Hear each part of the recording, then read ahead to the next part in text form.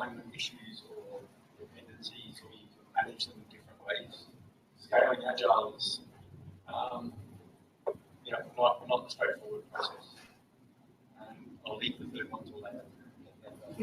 Oh, we're really getting to that. I would concur with executive support. I think it's very difficult to get complete CEO support unless they're really, really aligned to the CEO, the CIO and the CIO's mission. But we often talk about getting real commitment, not just what we call a checkbook commitment. So sure, they'll throw money at you to do what they term as a transformation, but make sure it's just not just the money and not the commitment to doing it. The second tip I would give you is constantly ask the question, why? Why are we doing this? We're not just doing an agile transformation, and I will tell you later that I don't like either of those words, even though I've been in the space for a long time. I think we need to get rid of both of them. Contentious. So know why you're doing it. If you are working on teams or programs, make sure you keep pushing back on the why. Don't be afraid to ask why. And the third tip is, and this is probably controversial, because I know that we've got a lot of safe experts in the room, and I'm a safe person, I wouldn't call myself an expert. Don't just pin your hopes to one framework.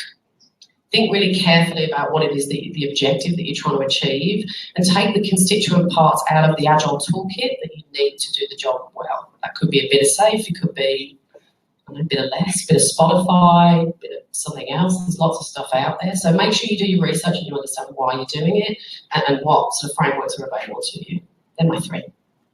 I'm not going to save my third. So it's going to be a bit hard to actually go at the end of this one, because a lot of the stuff that I want to talk about or mention in this for this answer is really the same thing. But the other thing I will say is listen.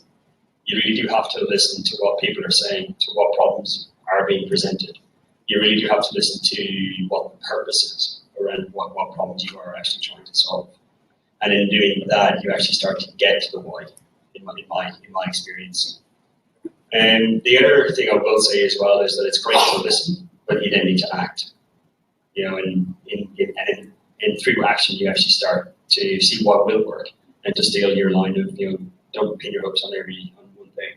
Start to play with things, so that, again, it goes back to listening, is start to play with things just so you can actually start to, if it's not working, don't throw it out, but modify. Really use the retro kind of process to actually allow you to change, and to change with reason. So that's really all I want to add to what's been said already.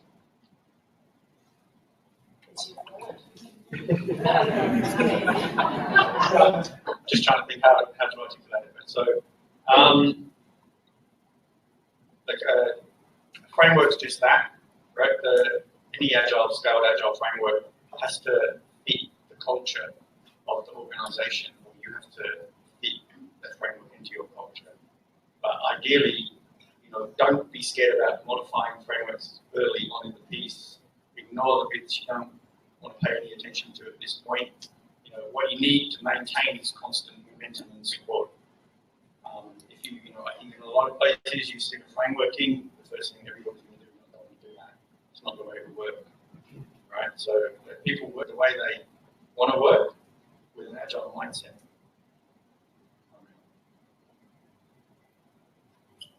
Question? Do you want another question?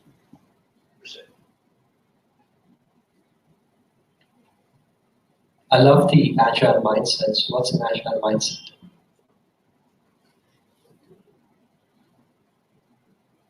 Yeah, that is a very big question. But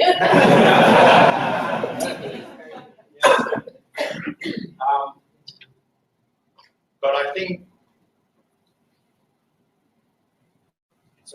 it's a willingness to change and think about change and accept that. I think people call it a growth mindset, but I don't think it's a language. But I think it's essentially a willingness to adapt and change all the time, right? For good reason, right? So that's essentially it. I mean, it's not that complex in that sense.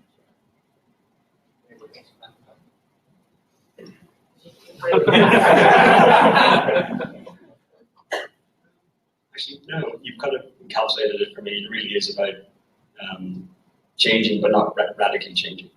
It's all about the little steps to get you there. +1.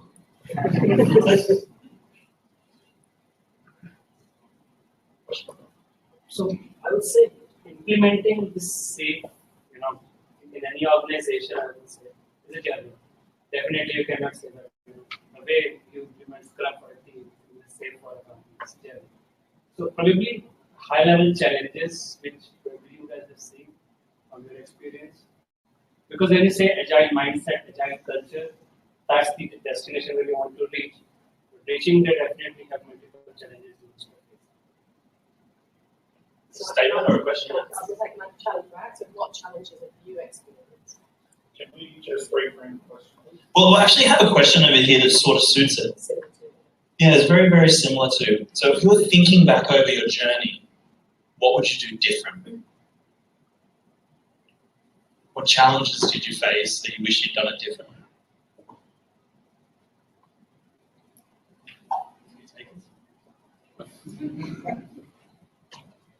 The simple answer is everything.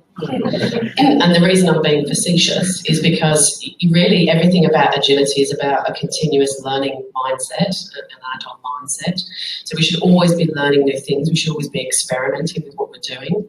And to de-risk an implementation is to be agile about it. Break it down into small pieces because you can't eat an elephant whole. You can't change an organisation at large whole unless somebody's got a very large checkbook and they're dealing with a very large consulting firm beginning with 3 letters or 4 letters, and I'm not going to mention them. So most people don't have a checkbook.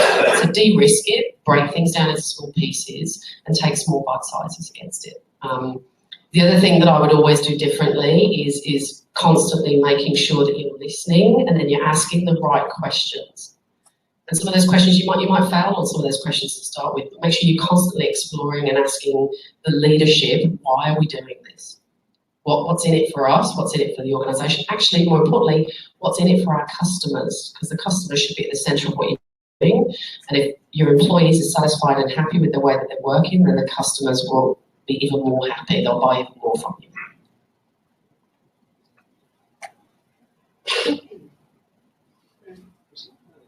Very shy, aren't they? So, there you go. So in terms of scaling this agile stuff, what's a valid reason for doing it, and what's some bad reason for doing it, excluding I read it in the paper yesterday? So did you guys hear that at the back? Yeah. Excellent. So that's the bad reason to do it. Are there other bad reasons though? Yeah. Absolutely. It's like anything. Absolutely, it is like anything. It is all about horses for courses. It's about understanding what will suit your organizational culture. And the organization for which that I work for, works very, very well because it's friendly. There's already an agile method in the organization, so it's familiar to them. So it actually allows them to scale it to achieve outcomes that require multiple teams, multiple platforms, multiple partners, multiple groups in order to achieve the outcome. And doing it for the sake of doing it is not the reason.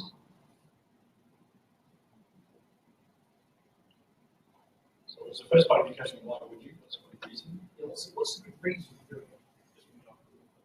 So I think that the only good reason to do it is because you recognise problems that you think you can solve through Agile. So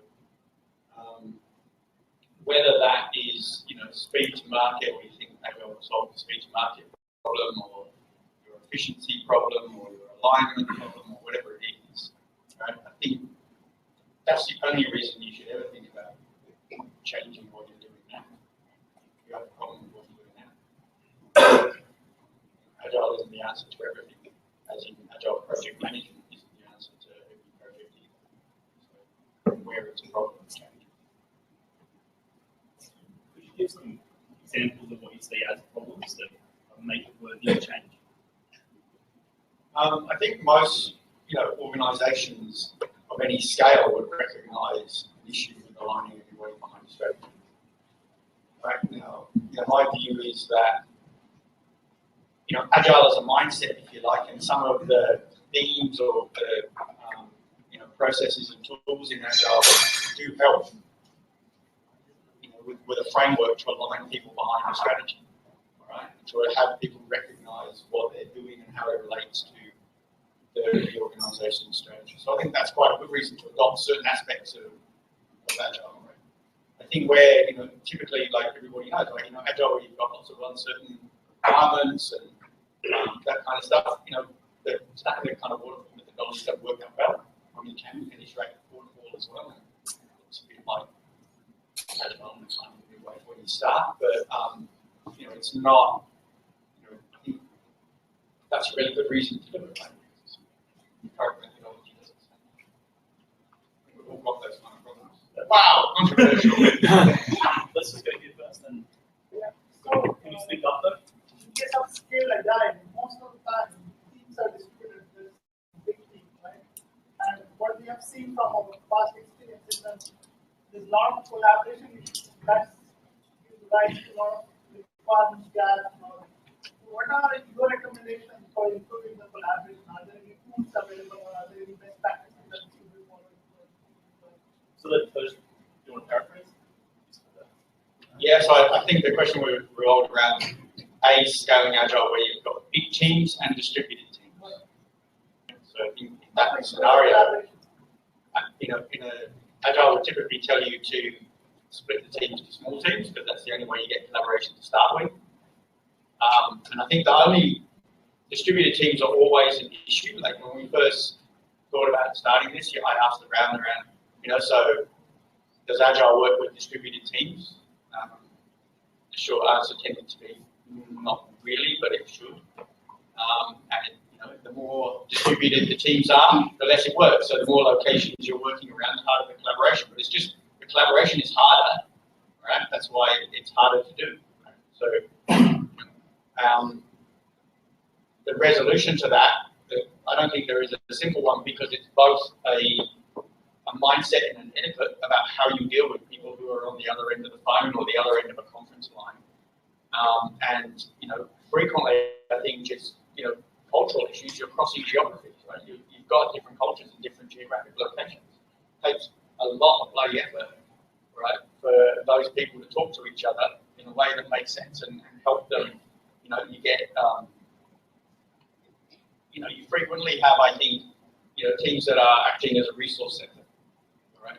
Whereas all the command and control stuff and all the decisions are getting made in some other location, right?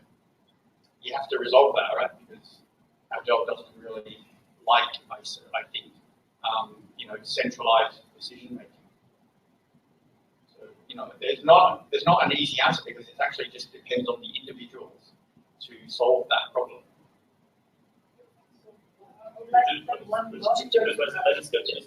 I wouldn't mind just adding a little bit to that, to add a bit of colour. So I often like talking about case studies. So I've definitely seen what ThoughtWorks back in the day termed distributed agile. It can work, but it comes back to kind of what I was saying in my first answer.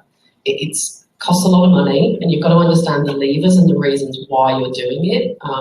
If it's a skill shortage, which tends to be the most common thing here in Australia, to outsource into India and the Philippines and other places, understand the power of those teams.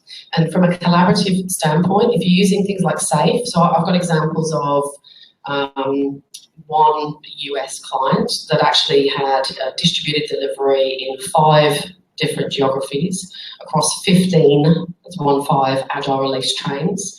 And in order to coordinate that at that scale, and they've been running SAFe-like for at least 3 years before they went down that venture, so already a significant investment. Lots and lots of video conferencing tools. So in SAFe, you do this thing called PI planning, which is really should be a 2-day activity, so people condense it into one. You definitely need 2 to 3 days when you're doing it in a distributed sense. And making sure that you fly people from those different geographies like team leads, product owners, into the primary location and vice versa for the cultural reasons. You've really got to make sure you do that. And then any tools you use are going to be an addition or they could be cumbersome. So be very careful what you select. Video conferencing obviously is the obvious things, Skyping, instant messaging, whatever. We in our company, we distribute our delivery between the Ukraine and the US, quite investing in. We use Sococo, and Sococo is becoming more and more popular because it's a bit more virtual. Hundreds of tools out there, but make sure you've got your understanding and your reason why.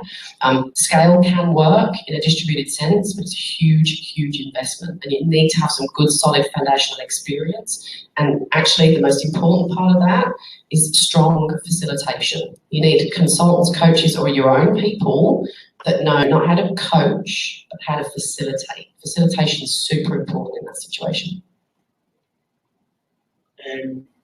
My own personal background is working with teams across 15 different countries. At its peak, running a safe framework or approach, but not necessarily to the letter of the law. So everything that my fellow panelists have said, I do absolutely agree with. But the other question I would ask back to you is, what's not working for you? What else are you missing? Over an 18-month period where we were running this large initiative, every time the question came back to us of how else can we help, it was always a case of, well, what do you need? What's out of the tool set that you have, what's not working? Is it, and why is it not working? So yes, you can have all the great collaboration tools, but if people genuinely aren't actually talking to each other over video conference, over Hangouts, over whatever tool set it is you're using, that's the thing you need to do. I wholeheartedly agree with flying people in, because that helps to form a relationship that you're not going to get on the other side of the screen. But again, it's a two-way conversation. I also just want to answer that. I also think the technique of the 5 whys helps immensely, particularly across cultures. Because some cultures would like to say yes to everything or no to everything. I'm a no person. I say no to everybody. So ask 5 whys and really get to root cause a lot of the time in that collaboration. What's the code? It's fabulous. It's basically an online meeting room tool, and you all have your own little meeting rooms with your names on them, and people can knock on your door and come in, and video pops up, and you can engage in one-on-one conversation, multiple team conversation, and shameless plug, we will be integrating that into our platform. So the only other piece of technology that we have used is a thing called a virtual hallway. So a permanently open connection to another room in the other location. And the teams use those quite well to actually stay open the whole day, and they just get up and wave and somebody goes to this person they need, and then they stay in the conversation.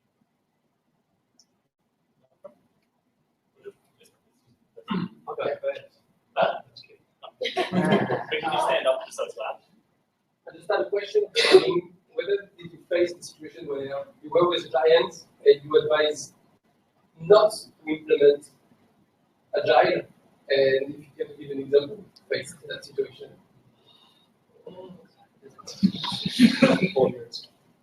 I just finished off saying I say no to everybody, including my husband. Unfortunately, he doesn't know how to say no to me. Oh God, there's so many examples. It's very hard, right, being a commercial person when you're trying to sell something. Yes, I am a salesperson. To say no, but I find that it's actually the best medicine. Because you can usually test the boundaries with a customer when you say no, and when you tell them they're not ready. The general reaction that I get from customers is, why not? Why aren't we ready? So that you then end up in deeper conversations around discovery. And there have been many times and examples where I wished I'd said no, where we've come unstuck really quickly and it ended up disengaged from that customer, and then other consultants have gone in and they've really, really messed it up, and then Agile's ended up with a very bad name. And some of you would already be experiencing that in the market right now. Hence why I want to get rid of the Agile word, which is kind of controversial. So lots and lots of examples. Examples where no leadership support. So a team or a program really wants to go for it. And sometimes you can say, all right, well, we can take a risk and we can create a bubble around what we're trying to do, a bit like what people are trying to do with innovation at the moment. Let's circulate innovation. So you create a bubble, but then what you have to be very cognizant of is the tax that you pay back to the broader organisation. What do I mean by that? What I mean is you're creating a bubble, but then there's other requirements that the organisation has around steerco reports and governance and finance. So there are things that the organisation still needs because they're still working in more of a traditional way. So you have to be prepared to pay the tax for that. And where in situations where it's failed for me is where the team or the program hasn't been prepared to compromise or be pragmatic. They've been too dogmatic about what agility means, and they've pushed back against leadership, and they've been burnt and told no more funding for the program you've done. I've seen that happen probably half a dozen times. Does that answer your question? The only other thing I'll say to that actually is we've got an unofficial mantra at my current organisation, which is effectively from legacy to legendary. And it's unofficial, but you use a word, but it is actually about paying attention to the task. Because you do have to bring people with you on that journey as well. And if they're used to working in a certain way, in order to make it legendary, you've got to address the legacy. Legacy's good, by the way. I'm legacy. So how do you scale motivation in Agile? Scaled motivation and scaled Agile. So how do you scale motivation and scale Agile? Okay, this question. I'm not a consultant, but hey, I'll take the money if you want to pay me. This question is not for Matt because we're looking together. How do you scale motivation? I mean, how do you? I suppose the question about you is how do you motivate? I asked the question. No, well, I'm a consultant, and my job is to ask questions back. That's what we do. That's why we charge big dollars. The first thing is to understand intrinsically what, if it's a team or if it's a program, the why. Why are we doing it, and what motivates those individuals to come to work every day? It's got nothing to do with what's the program we're working on. Why do you come to work? And if you're motivated to come to work and you're passionate about the vision and the values and the goals of that organisation, yeah, you're going to be motivated. You want to jump out of bed every morning and go, yeah, I'm going to work. I'm working on this really cool governance framework. So exciting. So you're really going to think about that first, right? That's what motivates. And if the intrinsic motivation isn't there for you as an employee, it's going to be very hard to scale any form of motivation. So you need to find a group of people that are empowered, that are working on something they're passionate about, and they come into work every day and they're passionate about it, and you infect. So you sort of use the viral way of doing it, a bit like the Spotify model, right? You start creating guilds and chapters and, God forbid, communities of practice, and you move people around and you try and get them to infect others. One of the first things that I did at Agile Craft, being the annoying person that I am, was I set up a book club. Something as simple as book club creates a different level of motivation. Have, Telstra, and I can mention Telstra, EDW, that they do a Unity Day every month. If you've read M. Campbell Pretty's book, if you haven't, I highly recommend you do, because it's all about tribes, tribal leadership. She empowers and motivates her team by bringing them all together every month for 4 or 5 hours, and they collaborate, they play games, and they gamify stuff, and they do hacks, they do all sorts of cool stuff. And their motivation is actually making sure that they win the hack day or the Unity Day. So you scale motivation that way. And they were a data warehousing team that 18 months prior weren't even talking to each other, even within the boundaries of their own team. So there's techniques and ways that you can do it. I don't think there's one silver bullet answer to it. It really depends on why am I getting up, why am I coming to work, and what can I do to motivate somebody else, and how can we then start scaling that? I'm not sure I understand what you mean by scale motivation. So you've got 1,000 people that you said this year is 14. Is it a stick or a carrot? What are the tools that you guys use to sort of bring those people along the journey if they're resistant, or classic change management, but in an agile fashion? So obviously motivation needs to be effective, that's one way, but how do you make it viral quickly? I'm going to go back to what I said at the beginning about the system. And it's sort of understanding and trying to understand how that system is operating. I'll give you an example from the first PI that we did this year. We had a massively cross-functional, from UX and D people to developers, testers, but also business representatives. Everybody was a bit skeptical of just coming to a room together for 2 days to bring it through. Some of the guys, particularly from the more sort of soft skill side, so not necessarily the technical side, were very dubious. But some of the best feedback I got from bringing them together, actually, in some respects, hand-holding, and reassuring was that they really enjoy the end of 2 days, the most practical thing they've ever done, and they can actually see a path forward. So it is about listening to that system, to steal a term from Michael Sarota, but it is about just listening.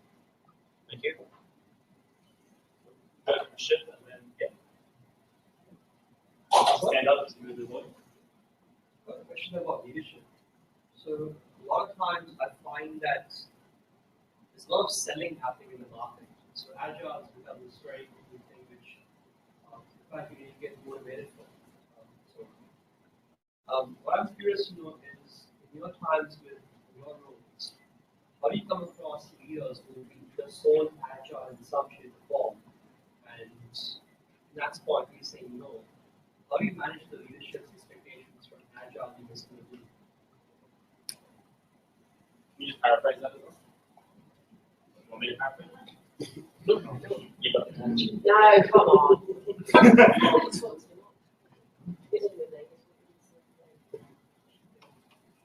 Or what they say to me. Yeah. I think it goes back probably to the original point. Like I think it's not a question, or it shouldn't be a question of the IT department or whatever selling Agile to the business leaders. Right? It actually should be business leaders selling Agile to everybody else. So if you're in a scenario where you're having to constantly sell this stuff to the leaders, you're probably on the line into nothing. Because it's just too hard, right? Like everything is going to get every piece of visibility, transparency, all the stuff that Agile brings, right? It's going to surface stuff that they haven't been exposed to before. Right? Even though all those things have been problems forever, right? And now all of a sudden they're actually Agile's problem, right? So I think just the question of trying to sell up is just a waste of time. Like it's really not going to work in my opinion. You need that initial level, high level of support and commitment to the exercise from the leadership to start with. And I do really think that there's too much of, in that sense, of Agile being technology-led, and it actually Agile technology doesn't really solve the problem from a business point of view. Are you saying it's impossible to ignite the Agile flame from the ground? Just to paraphrase that, are you saying it's impossible to light the Agile flame from underneath, so from delivery up? No, I think you have to ignite it from the bottom as well, all right, delivery up. Right? But it will come against, a great big brick wall, right? And if you want to keep the flame going, it'll go out, right? Like, eventually, it's not going to work, right? You might get it going for a year. Might even last two or three or something, but eventually it will die, right? You just can't, you don't have the rest of the system buying into it. You've never seen the ground without, says work, but when once? I've seen it start there, but exactly to that point, the flame dies really quickly because the outcomes that you're delivering against are, please don't take this disrespectfully, small and insignificant in the grand scheme of the entire system. And I think the biggest problem that we have right now is that lack of connection between the great work that Agile teams and teams of teams are doing, they've been doing it for a long time, and then the gap up to program, portfolio, and then to the enterprise. It's a huge gap. Tools are part of the problem, people are part of the problem, and we're not all talking the same language. We're not actually even talking to each other. The collaboration question, right? We're not collaborating. So I think that's the bigger part of the problem. You can start from the bottom up, but you really need to get commitment. So the perfect example in Australia, good, bad, or indifferent, is Suncorp. Jeff Smith was, and still is, even though he's not at Suncorp, the face of agility for that organisation, way before anybody else was doing Agile. And it made a huge difference. It made a difference to their outcomes, to their customers, to how they reorganise their business. Now, the challenge then, again, no disrespect until it was when he left, some of that didn't maintain, it didn't have its ongoing stickiness. And they haven't used SAFe, they're using their own method, which is great, it's working for them to an extent.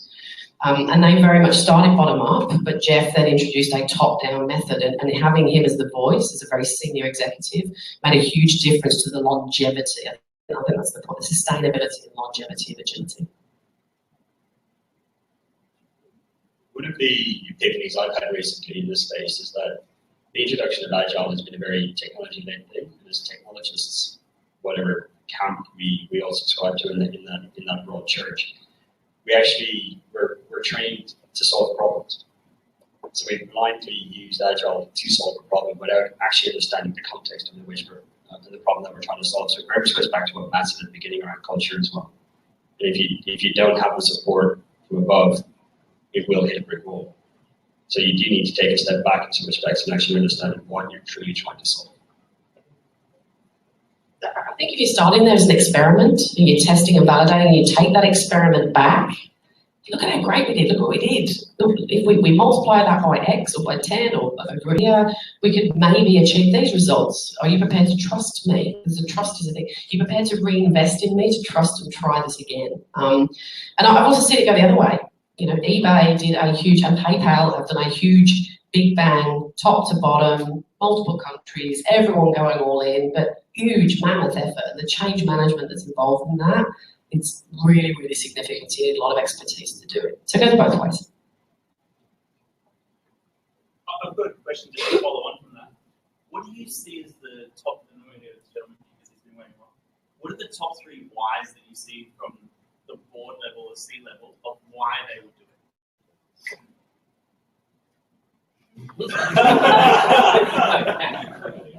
I always struggle with shy men. Don't get me started. I think the most fundamental overarching at the moment is this notion of digital transformation, whatever the hell that means, right? So everyone's being disrupted. You know, you've heard pitch from every vendor, get your mobile phone out. We're all being disrupted by mobile apps, and millennials are coming and they're eating us for breakfast. And people are going to get disrupted. I was having a conversation about Bitcoin, blockchain, not Bitcoin, blockchain. See, I was getting confused. All these technologies are really speeding up. So if you think about, Standard & Poor's index, back in the 50s, the average lifespan of an organisation was 50 to 60 years.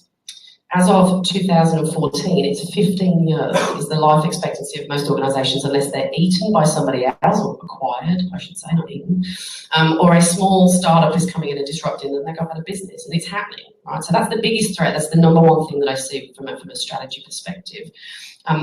The other one, which I don't like, is this constant need for, we need more productivity.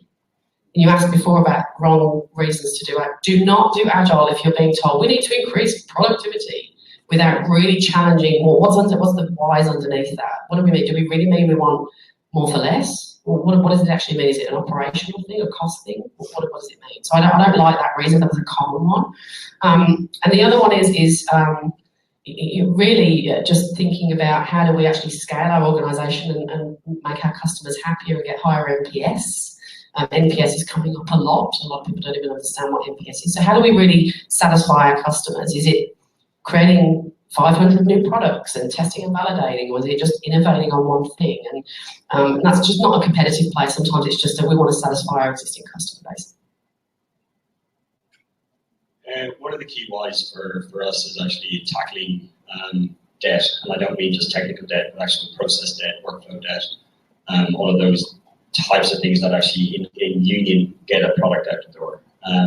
Working in media, it has its own challenges because it is particularly disrupted with new players, new apps, all of that kind of thing. So in some respects, the view around Agile is it is going to be the thing that solves all of our problems. It's not. What it will do is it'll actually show what is working, what isn't working, whether it's reach engagement and those types of things. And the other why for me really is why not? Because we have a long history of projects running over time, not necessarily into whatever prescribed budget they're assigned, and then delivering something that was very far from what was intended. Using an Agile method and using it in your way is actually the why I get back to my stakeholders is it allows us to get to where we need to be. I can't quite define what that is. Yes, we can craft a business case around it, back to the tax, but it's, we need to actually have trust in each other to actually deliver. I started my career as a research scientist, so microbiology at uni, which may sound irrelevant, but part of that was looking at evolution, right? And if you look back at Charles Darwin and Origin of Species, right, you can see that it wasn't survival of the fittest. That's a bit of a furphy, right? It's actually survival of the quickest to adapt. And I think the main why is that a lot of companies recognize that they are not as quick to adapt as the disruptors or competitors. So it's essentially just a competitive race. It's about speed to adapt. Yes. Yeah. So my question is about what's the role of change management in Agile and because I feel that both of them are contradicting always. Like the company says that we are an Agile company, but whenever a change customer brings in, change management says no. So it's like then customer asks the question, why? You said Agile, now you are saying no. So that's where like a lot of conflict comes. I feel like from my personal experience, I feel like they shouldn't be there change management in an Agile organization, or maybe like it should be in a way like I'm not sure like what to say, like what's the ideal way change manager in Agile. So is your question, should change management exist in Agile? Yeah. No, it's also like that, and in other ways like what is the ideal role of a change manager in an Agile? So what's the ideal role of change management in Agile? Yeah. Who wants it? Oh, but What is Agile? Constantly changing. Yeah. I've got a very good friend of mine, and she would love. I wish we recorded this because she's a freak. She's a very, very senior change management exec, and for the last 10 years of my life, I've been telling her, Agile's the way, Agile's the word. And she's been poo-pooing me, and about 18 months ago, she went to a CMMI conference here in Sydney. She's from Melbourne, it's great Melbourne. And she sent me a text, and I can't repeat it exactly because there were a lot of expletives in it, but essentially it was, I hate you. This whole conference has been about Agile and change. And part of her argument is, it's no different. What we do in the change management world is just a broader extension of what you're trying to achieve with moving to Agile or moving to Lean or whatever the new thing is. And so a lot of the constructs in Agile are not different. Change management's been around a long time. I think part of the question needs to be, what is the role that the change manager you're working with performing? If they're just looking at the process change and training, to me, that's a weak form of change management. Change management should be the entirety of it, looking back at the system, looking at the things that are not working, that are working, and then working in concert with Agile delivery and HR and finance. They've actually got the ear of human resources, very important people to have as part of your journey of transition, and particularly if you're really serious about moving down the Agile change path. Because one of the most fundamental weaknesses of putting agility or changing organisations is KPIs. The way your leaders and others are goaled is not necessarily aligned. The way we're rewarded is not necessarily aligned. So change management absolutely has a role. I would never say get rid of a change management person. It's more about what's the breadth of the experience of that change management and what function are they performing. I would just say have a change professional as part of your initiative, no matter how big or small it is. Agile is change. It's in the manifesto. So just going on with that, in the KPIs and the rewards and everything, I'm going to ask the hard question that you don't probably want to answer. Is, well, what KPIs should you have in a scaled environment? What's the question, sorry? What KPIs should you have? And my one-line answer is none. I don't believe in KPIs. I think we should be focusing on things like OKRs. Go look them up, they're amazing. KRAs. and actually ask your teams. But it's very hard for leadership. Yeah. So objectives and key results, right? Yeah, that's OKRs, and they're really simplistic. They're smart. They're measurable, achievable, realistic goals. But it's a really tough one because you've got to go and have the conversation with finance and with back to change management with human resources, and you're fundamentally shifting that. So again, test and learn, experiment with a small team, show them how people are motivated, which is motivation, that's part of the motivation, and explore that. That's a huge topic. It's a huge, huge topic. Thank you. I think delivery is the key KPI.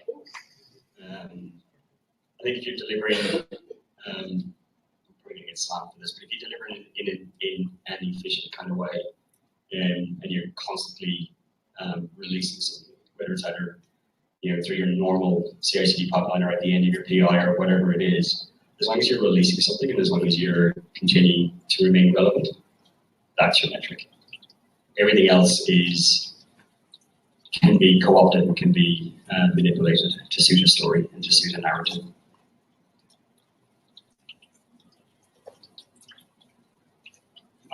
Only that I agree. I think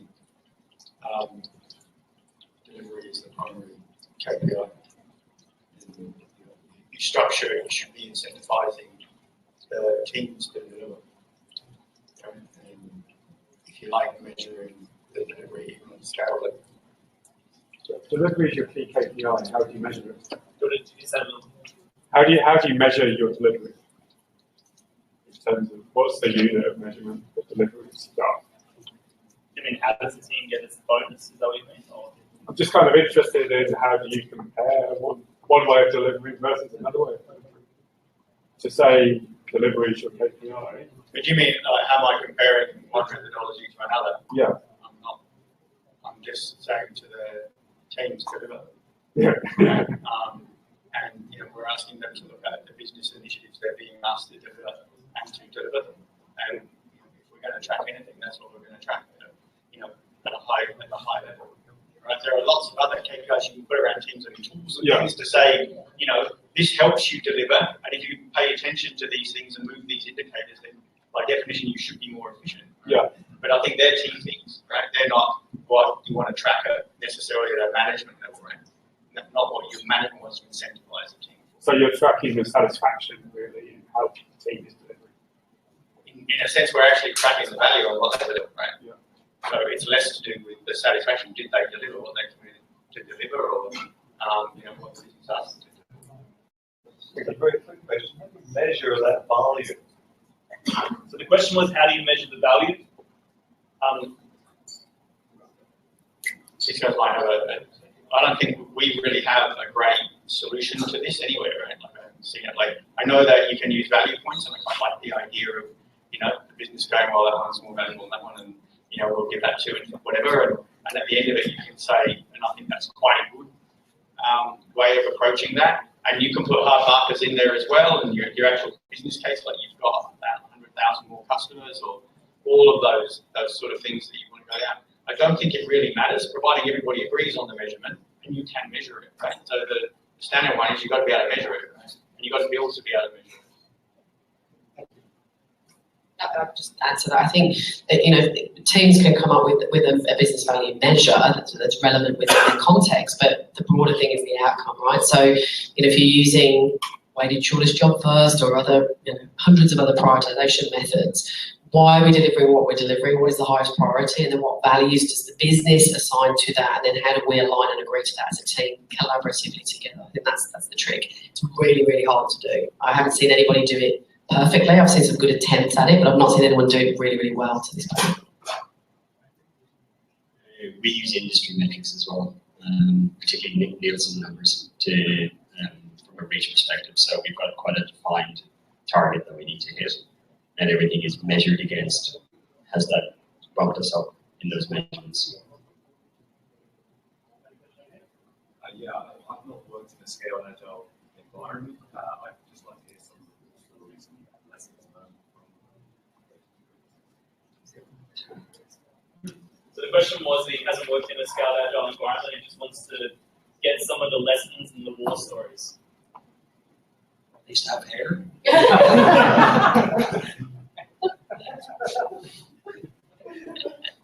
I think we should just have a chat afterwards, but a lot of them actually just come back to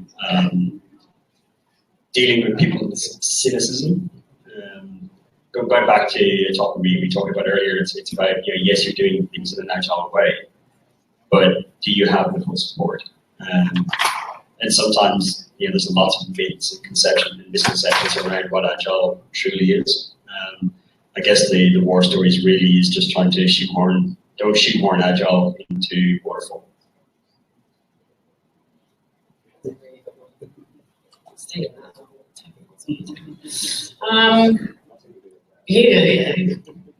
It's about continuous improvement. The leadership thing comes up time and time and time again. Don't do it unless you've got clear guidelines and clear commitment, or run it as a shorter experiment first, and then validate back with leadership as to what the outcomes are. What are the other ones? Failure patterns. To me, just from a safe owning perspective, the importance, as you were saying before, of the PI planning. Number one, it requires a lot of preparation up front. So don't think that you're just going to rock up to a meeting room for 2 days and facilitate the crap out of what it is that you're doing, because it will not work. I've seen it fail. I've seen people say, we can't afford to invest in putting people into a room for 2 days and flying them in, so we're going to condense it all into 1 day. Really, really bad move, particularly when you're just learning. If you do it and you're smiling now, because I'm getting the sense that's what's happening. You've experienced it, right? You can try. Say you can't try.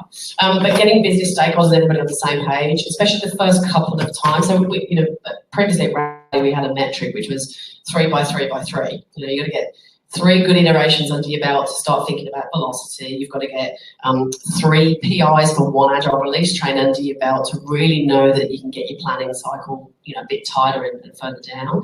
And then you have to have 3 agile release trains across 3 PIs to know that you're getting to that level of scale. And that's an 18 to 24 month cycle. So make sure you're testing and validating all the way and learning as you go.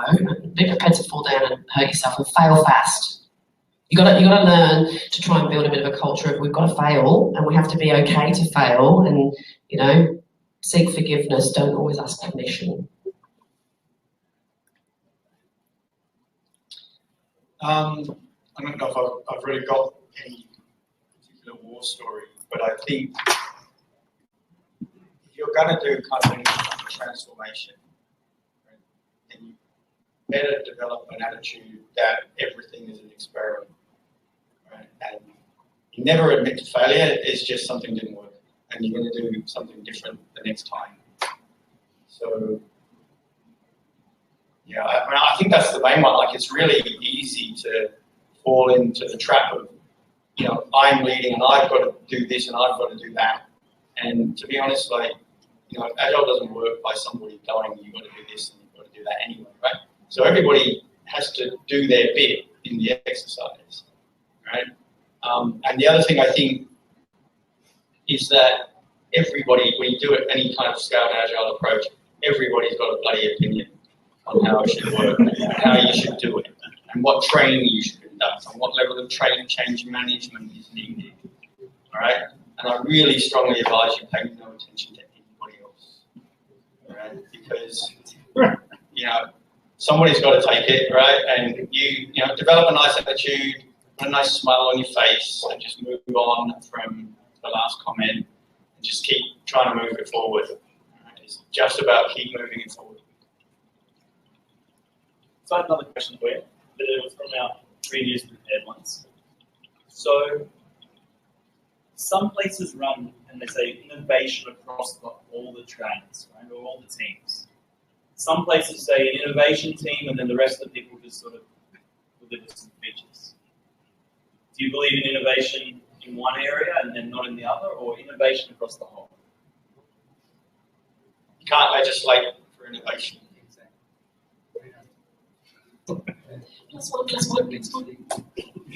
It depends what it means, right? The stock standard answer is it depends. It depends on the environment, but I'm with you. You can't legislate for it. It happens intrinsically with people, like motivation.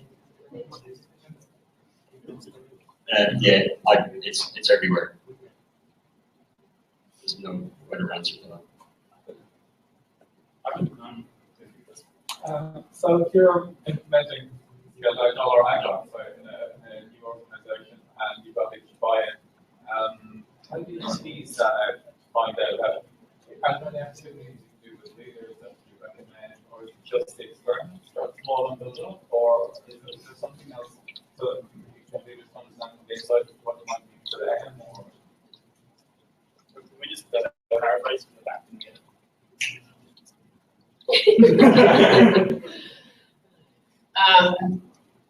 So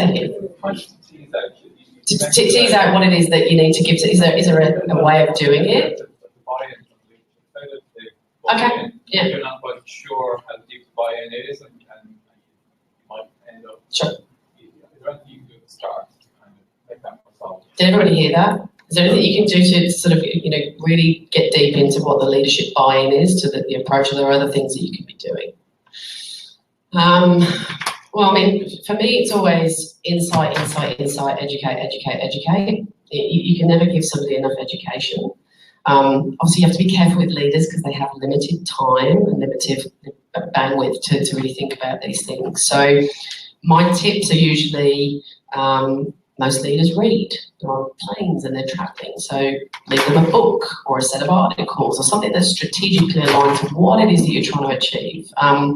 If you are thinking about doing SAFe, I read about 7 or 8 books a month, so I'm a walking library. So I'd say Alex Yakimar's The Rollout is a really good one because it's written as a story. It's really light. You can probably read it in 2 days. Conversely, if you're doing DevOps, read Phoenix Project, 101 books that you can recommend. So I'd definitely get them to think about books. This might be contentious as I'm the outsider, the interloper. Get opinions from trusted people outside of your organisation. You can trust me. But there are lots of really, really smart people, and people come to me all the time asking for, well, who should we talk to? And I'll give them independent people who are not going to do the big, heavy sales pitch, and they're going to share thoughts and ideas, a bit more leadership to complement what it is that you're trying to do. And then if you can get them along to training or even, a couple of hours of executive overview, what is Agile and Lean? Just the basics. If you can get the commitment to do that and you can line it up and you get the right buy-in, I'd advocate doing that as well. But again, it depends on the environment and who your leaders are and time and bandwidth. You need to measure that out. Are you okay if we set out Set out oh yeah.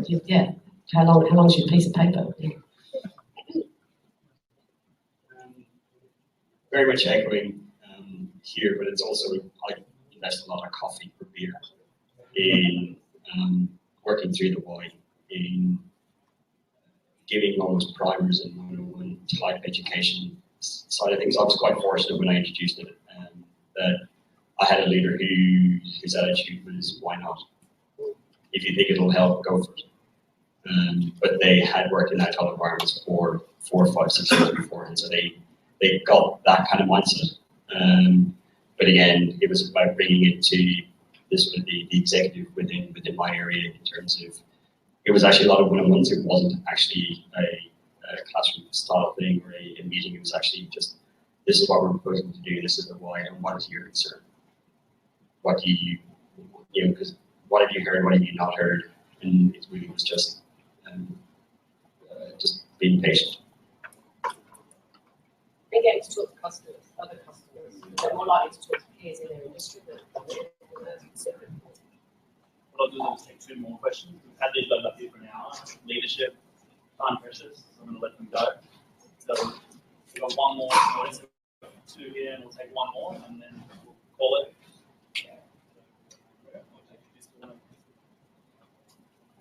So 2 questions, pick 1. The first is software people here that Agile is getting hot outside like IT shops, right? So how do you see that working and not working outside the IT or the digital department, right? And the second question is, if people are used to, say, managing an Agile team, Scrum or XP or whatever, as they start moving up and then moving Scrums to Scrums, they start to work in a scaled environment, how does their mindset and their skills need to change?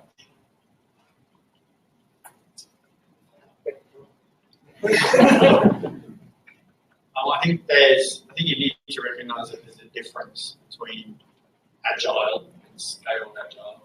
Right? So, in a perfect agile world, you got 10 people in the team or 8 people in the team, and most product owners in charge of everything, and Scrum Master team getting on. It's all flowing, and they don't have any dependencies, and life is perfect. And in a scaled agile environment, you've got corporate world, you've got constraints, you've got dependencies. Some of the agile, like the things that come, you get used to, as for instance, as a product owner in an agile team, just aren't going to apply as you scale up, right? Because you're not going to have the same level of autonomy, right? You're going to be asked to deliver something on a date, right? And you are now a key, dependency for the rest of the scale entity, right? To hit all of its requirements. You're on some other bugger's critical path. You're on some other bugger's critical path. We're all on the same critical path. We all work at the same company and we're delivering the same outcome. Of course we do. Trust me, you feel like you're on some other. So I think people that's one of the biggest changes you find from, you start with a couple of software teams who are doing, agile and they're having a great time. And then you move them into a scaled agile environment and they hate it because they just don't have the same level. So it's a different mindset as you scale. So I prefer the red pill, so I'm going to answer the first question. The agile outside of IT, essentially. It already is. It's already happening. Lots of examples of, I myself have been engaged with a number of marketing departments. They love the notion of using Kanban or Kanban, depending on who you talk to flow their work and their campaigns. And we're actually seeing a lot of alignment around that. I've seen it used in human resources for recruitment. So creating recruitment pipelines and actually aligning to KRAs as opposed to KPIs. And I've also seen, if you could look at the beautiful example we've got in our own market, which is REA, realestate.com. They're doing a beautiful job of putting it into legal and now really exploring what they're doing with finance. So there are examples out there. It's just, what depth do you want to go to in terms of what is termed business agility? I prefer to call it high-performing organisations. You never know.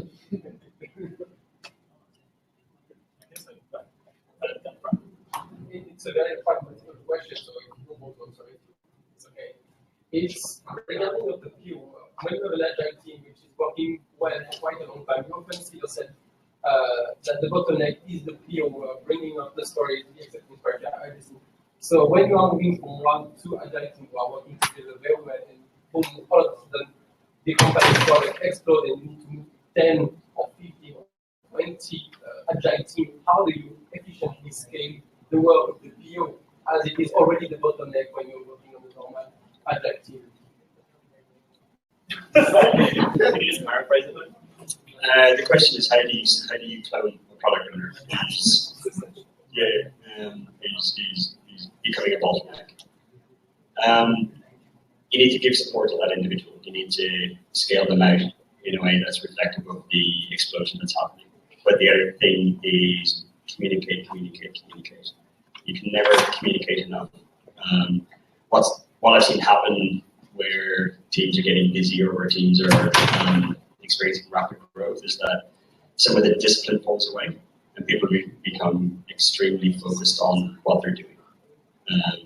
But you need to, that's where you start to double down on some of the ceremonies, be it the day-to-day stand-ups and those types of ceremonies, but also then introducing some of the scrums and those types of mechanisms where you bring people together to communicate. Because if they're not talking, the left hand and the right hand problem starts to come back. Not to say that we've solved it completely or anywhere close to it, but it's encouraging that communication to keep going. I'd also suggest that two formats. One, as you start to scale, the role of a business analyst becomes even more fundamental to that cross-communication and actually helping them to take a step change into becoming more of a PO. And then in a scaled environment, subject to how deep you're going, the importance of external product management becomes more fundamental. And so the product owner's role also should become more important. And that's a question of construct and resources and, how teams are formed and what leadership thinks the importance of the product role is. My view, again, another controversial thing, we need to get rid of the word project and replace it with the word product. That would actually help with part of that issue around the bottleneck, because they'd feel a bit more sense of importance, so listening to them is really important too. Is there one more question out there?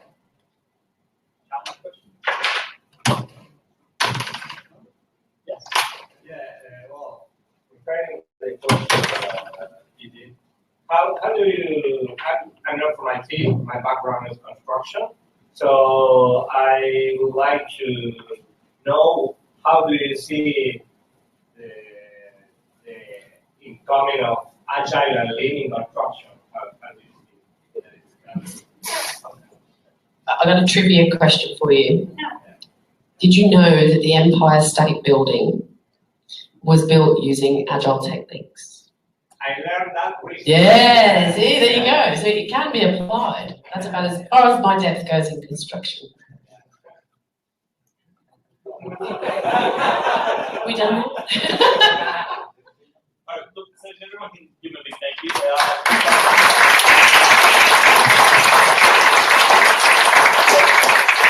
Senior leaders in your community giving up time to come, and you know how hard it is to get the time inside the organisation, so you can imagine getting the time outside the organisation. So we just give them one more hand for coming.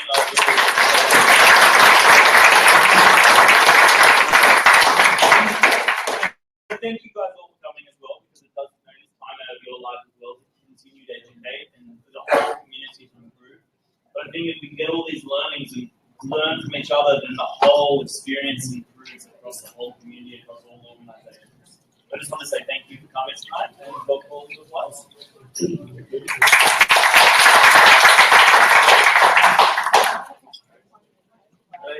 Great.